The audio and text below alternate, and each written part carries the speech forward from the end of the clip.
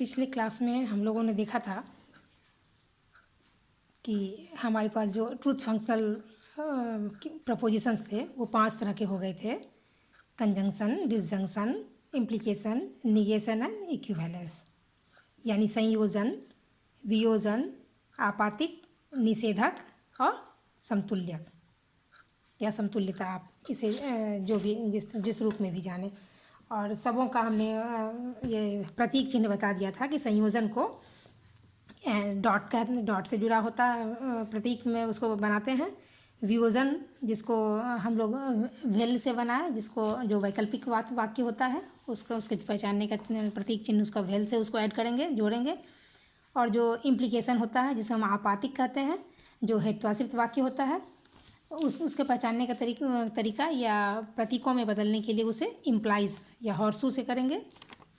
और जो निगेशन होते हैं उसे निगेट का चिन्ह है वो, जिसको not in the case, not या नो लगा हो, मतलब निषेधात्मक वाक्यों में प्रयुक्त होता है। और जो समतुल्यता जो होता है, इक्विवेलेंट जो है, वो इक्विवेलेंट को 3 जो ये इस तरह का चिन्ह होता है उस चिन्ह से हम लोगों ने देखा था, यानी ये बराबर के चिन्ह से। तो आज हम लोग देखेंगे कि ट्रूथ, इसके रूल्स क्या होते हैं। ये जो डॉट या सिम्बॉल्स या वेल होते हैं या इम्प्लाइज होते हैं, उसका एक रूल्स होता है और वो उसी रूल्स पर आगे जाके सारे मैथ्स बनाने होते हैं आपको। तो सबसे पहले जब तक हम उस रूल्स को याद नहीं करेंगे, उस रूल्स को हम लोग नहीं देखेंगे, तब तक हमें मैथ्स बनाने में, आगे सम सॉल्व करने में दिक्कत होगी। तो आज सबसे पहले हम ट्रूथ टेबल का जो ये इसका जो रूल्स होता है वो पहला हम देखेंगे एंड का। इसको मान लें कि एक पी और क्यू, एक हमारे पास 2 तरह के, ये पी एक वाक्य हो गया, क्यू एक वाक्य हो गया, और इन दोनों वाक्यों को हमने डॉट से जोड़ा, यानी एंड, जो एंड का तरीका जो है वो एंड से जुड़ा है। तो इसका ट्रूथ टेबल क्या होता है, इसको एक टेबल के माध्यम से जाना जाता है। इस तरह से देखिए,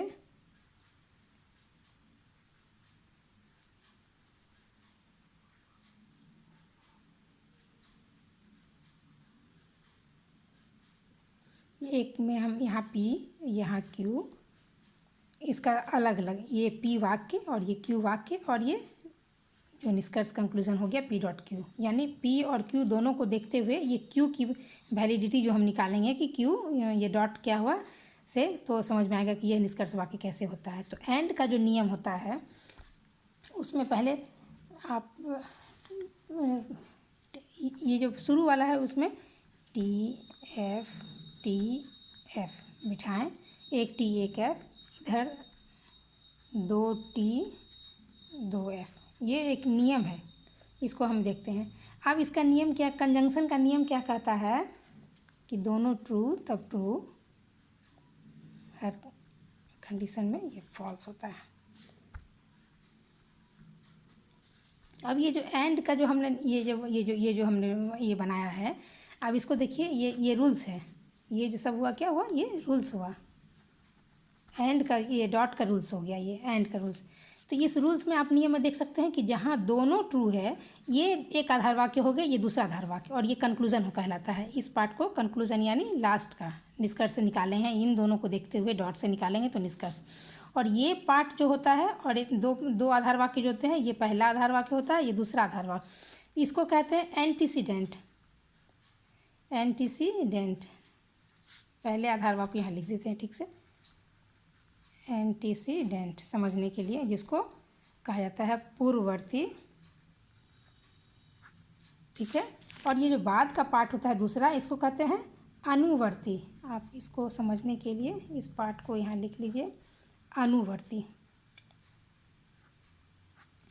एंटीसीडेंट ये होता है कॉन्सिक्वेंट।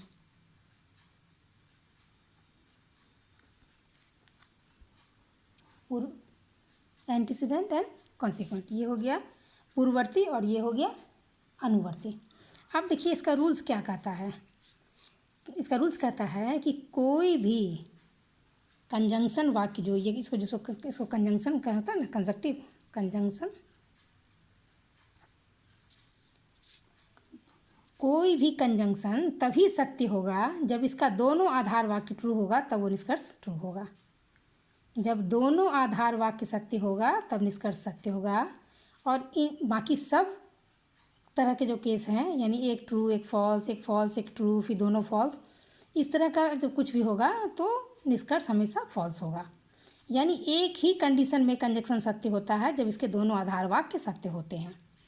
एक conjunction is true if and only if, आपको हम लिख देते हैं रूल्स इसका।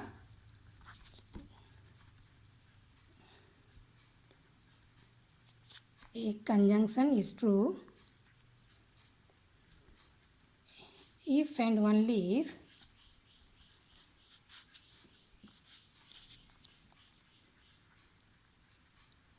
both its conjunctions are true. In all other cases, या in all other cases या all other condition, कुछ भी लिख सकते हैं, इट इज़ फॉल्स। ठीक है, ये रूल्स हो गया कंजंक्शन का।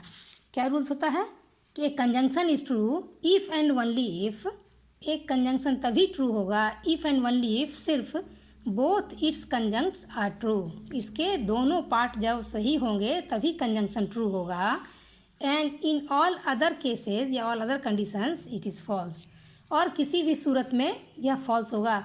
यदि एक आधार वाक्य सत्य हो, दूसरा आधार वाक्य असत्य हो, तो यह असत्य होगा। पहला आधार वाक्य असत्य हो, दूसरा आधार वाक्य सत्य हो, तब भी ये फॉल्स होगा। और दोनों आधार वाक्य असत्य हो, तब तो यह सत्य होगा ही। तो पहला कंजंक्शन का नियम क्या कहता है? सिर्फ एक ही सूरत में यह सत्य होगा जबकि इसके दोनों आधार वाक्य सत्य होंगे। ठीक है, मेरे ख्याल से आपको समझ में आ गया होगा ये एंड का। अब दूसरा हम लोग देखें वेल का, आइदर और, जिसको हम लोग इसे वेल जानते हैं। इसको ये क्या कहता है?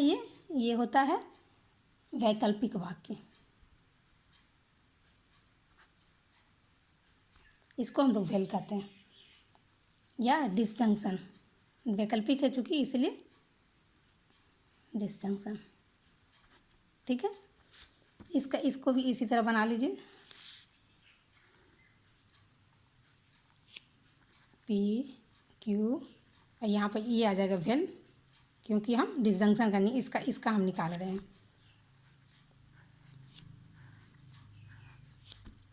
टी एफ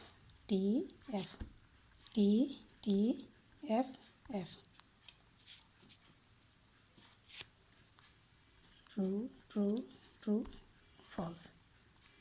अब इसमें देख सकते हैं आप, इसमें क्या देख रहे हैं, वेल में क्या होता है? ये पहला आधार वाक्य हो गया, ये दूसरा आधार वाक्य। पहले आधार वाक्य को पूर्ववर्ती कहते हैं, दूसरे आधार वाक्य जो बाद में आता है उसको अनुवर्ती कहते हैं। इसमें क्या दे रहे हैं कि दोनों आधार वाक्य ट्रू है तब ये ट्रू है, दोनों में से एक आधार वाक्य पहला हो ट्रू है तो वो भी ट्रू होगा, फिर पहला आधार वाक्य असत्य है, दूसरा आधार वाक्य सत्य है, तब भी ये ट्रू होगा। ये सिर्फ फॉल्स तभी होगा जबकि दोनों आधार वाक्य फॉल्स होंगे, तभी ये फॉल्स होगा, निष्कर्ष फॉल्स होगा। ठीक है, क्या कहते हैं इसको? रूल्स में क्या कहना पड़ेगा तब?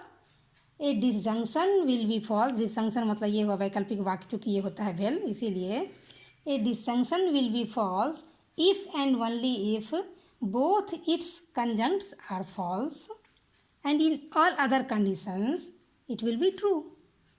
तो नियम में सिर्फ यही लिख देंगे कि यह एक डिसजंक्शन तभी फॉल्स होगा जबकि इसके दोनों आधार वाक्य असत्य होंगे, बाकी हर एक सूरतों में यह सत्य होगा। ठीक है, इसका हम रूल से लिखना हो तो आप लिख सकते हैं, a disjunction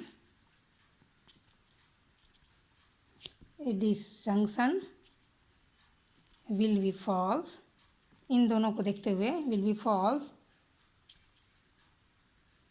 if and only if both its conjuncts are false in all other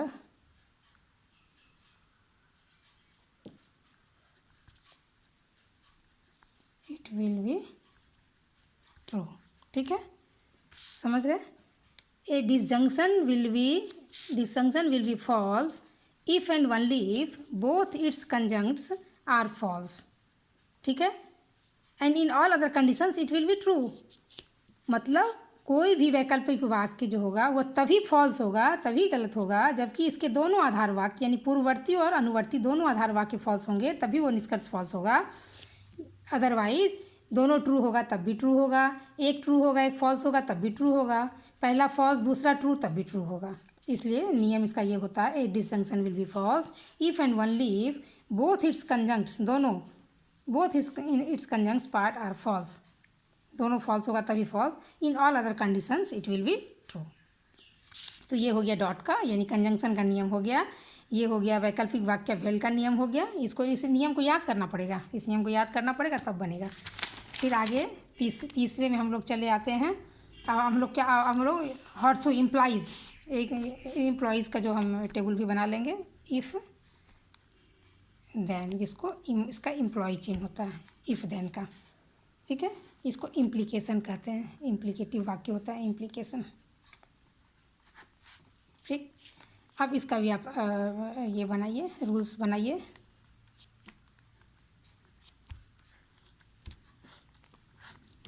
four खांचा बनेंगे, P Q, P imply Q, true false true false, true true false false,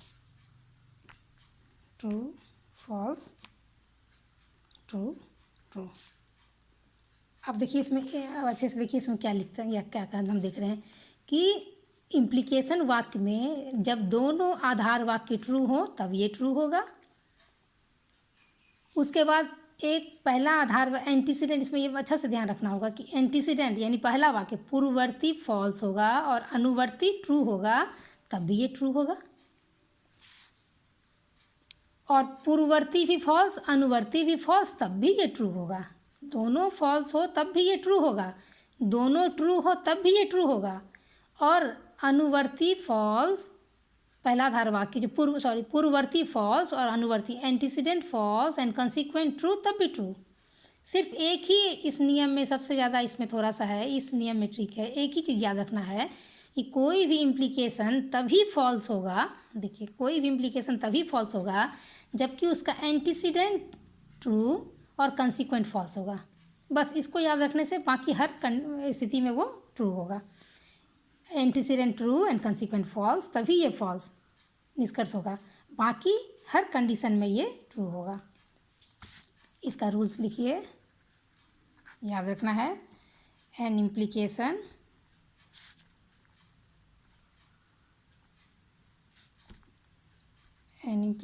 is false if and only if antecedent is true। यहाँ antecedent is true देख लीजिए, true and consequent, ये consequent is false। Antecedent को पूर्ववर्ती कहते हैं, consequent को अनुवर्ती। पूर्ववर्ती मतलब पहला आने वाला वाक्य, अनुवर्ती मतलब बाद वाला वाक्य, बाद अनु मतलब पीछे बाद आने वाला वाक्य। तो an implication is false if and only if antecedent is true and consequent is false.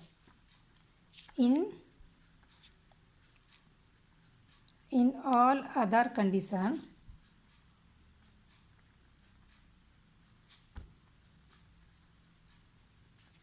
It will be true.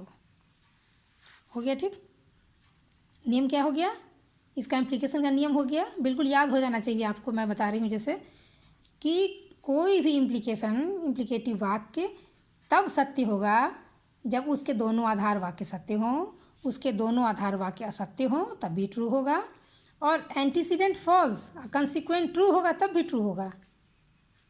लेकिन कोई भी इम्प्लीकेशन एक ही हालत में फॉल्स हो सकता है, जबकि एंटीसीडेंट ट्रू और कॉन्सिक्वेंट फॉल्स हो तभी ये फॉल्स होगा। इसलिए नियम को ये याद रखना है कि an implication is false if and only if a implication is false, if and only if its antecedent is true and consequent is false, and in all the conditions it will be true. यहाँ true, यहाँ true, यहाँ true देख रहे हैं आप, ठीक है implication। अब चले आइए चौथे में, if and only if, जिसका चिन्ह होता है, जिसको समतुल्यता या इक्विवेलेंस कहते हैं, ठीक है। अब इसका बनाइए, sorry, P Q P equivalence Q, ये ठीक है, समझ जाइएगा आप लोग।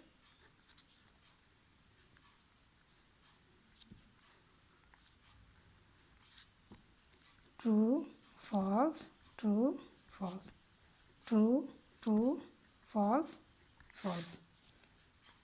अब इसका होता है नियम कि दोनों ट्रू तब ट्रू, दोनों फॉल्स तब ट्रू, बाकी हर कंडीशन में ये फॉल्स होता है। कोई भी इम्प्लीकेशन कोई भी इक्विवेलेंट वाक्य जो होता है, an equivalence is true if and only if both its conjuncts are true together, either true together और फॉल्स टुगेदर।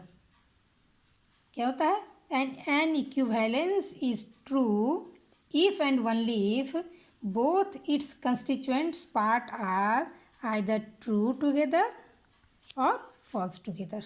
देखिए इसके दोनों parts, antecedent true consequent false, तब भी ट्रू, दोनों ट्रू तब ट्रू है ही, लेकिन जब एंटीसीडेंट भी फॉल्स कंसिक्वेंट भी फॉल्स तब भी ये ट्रू होगा। यानी सीधा याद रखना है कि यह इक्विवेलेंस तब सत्य होगा जब इसका या तो दोनों आधार वाक्य ट्रू होगा या दोनों आधार वाक्य फॉल्स होगा। एक ट्रू एक फॉल्स, एक फॉल्स एक ट्रू के रहने से ये हमेशा फॉल्स हो जाएगा, ठीक है, साधारण सा है। तो इसका रूल्स याद, रूल्स लिख लें इसका, हम आपके याद के लिए हम ये रूल्स लिख दे रहे हैं।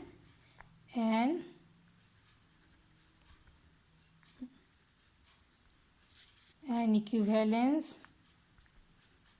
is true if and only if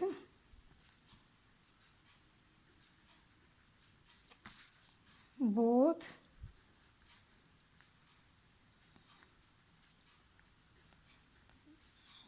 its constituent parts are either true together और फॉल्स टुगेदर। मेरे हिसाब से आपके समझ में आ गया होगा। कोई भी इक्विवेलेंस तभी सत्य होगा जब इसका दोनों आधार वाक्य एक साथ सत्य होगा, तब ये सत्य होगा, या दोनों आधार वाक्य एक साथ फॉल्स होगा तभी सत्य होगा। बाकी किसी भी केसों में एक ट्रू एक फॉल्स, एक ट्रू एक फॉल्स कुछ भी होगा तो ये फॉल्स ही होगा। ये जो था, अब ये पांचवा जो है वो निगेशन वाला, एक ये देख लें, ये भी ख़त्म है। निगेशन, निगेशन वाक्य क्या होता है, निषेधात्मक वाक्य। इसका आप बनाइए rules, P Q, P not P and not Q.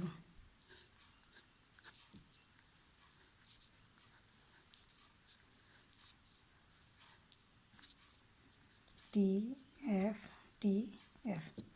True true false false. तो निगेशन का मतलब क्या होता है, उल्टा कर देना। तो देखिए यहाँ पर ये ट्रू है, ये निगेशन हो गया है, ये पी का मान ट्रू है, इसको उलट के लिखना है तो यहाँ फॉल्स हो जाएगा। यहाँ ट्रू है तो ये false, false true, false true. अब ये क्यू का मान भी उल्टा हो जाएगा, यहाँ ट्रू है तो ये इसको निगेशन को चिन्ह देखते हुए फॉल्स ट्रू फॉल्स, और ये ट्रू, जहाँ ट्रू है फॉल्स हो जाएगा, जब फॉल्स है ट्रू हो जाएगा ये क्यू का। तो ये मान हो गया। तो क्या कहता है निगेशन कब ट्रू होगा, कब फॉल्स होगा। निगेशन का अर्थ तो ठीक उल्टा होता है। जब कोई भी निगेशन जो है उसका ट्रू प्रपोजिशन जो है वो फॉल्स हो जाएगा और फॉल्स प्रपोजिशन ट्रू हो जाएगा। इसका हम रूल्स लिख देते हैं, कुछ नहीं सीधा उल्टा है, एकदम इसको उलट देना है। The negation of a true preposition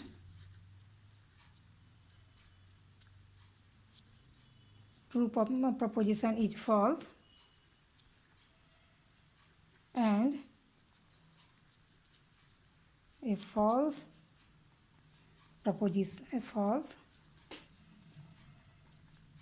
proposition is true। बस हो गया नियम। देख लिए पी का मान ट्रू है, यहाँ पी को उलट दिया, निगेशन दिया हुआ है, इसका मतलब उलटना है, फॉल्स हो गया। ये ट्रू है तो फॉल्स हो गया, यहाँ फॉल्स है तो ट्रू हो गया, यहाँ फॉल्स है तो ट्रू हो गया। तो क्यू में वही है, यहाँ ट्रू है तो फॉल्स हो गया, फॉल्स है तो ट्रू है, ट्रू है तो फॉल्स, यानी जस्ट उसको उलट देना है। ट्रू होगा तो फॉल्स हो जाएगा, फॉल्स वाक्य होगा तो वो ट्रू हो जाएगा, उसको निगेट कर देना, उलट देना है। The negation of a true proposition is false and a false proposition is true. तो ये पांचों वाक्य के ये नियम, ये रूल्स हो गए हैं। इन रूल्स को आप याद कर रखेंगे, इसके आधार पर आगे कैसे बनेगा वो फिर दूसरे क्लास में वो हम बताएंगे। धन्यवाद।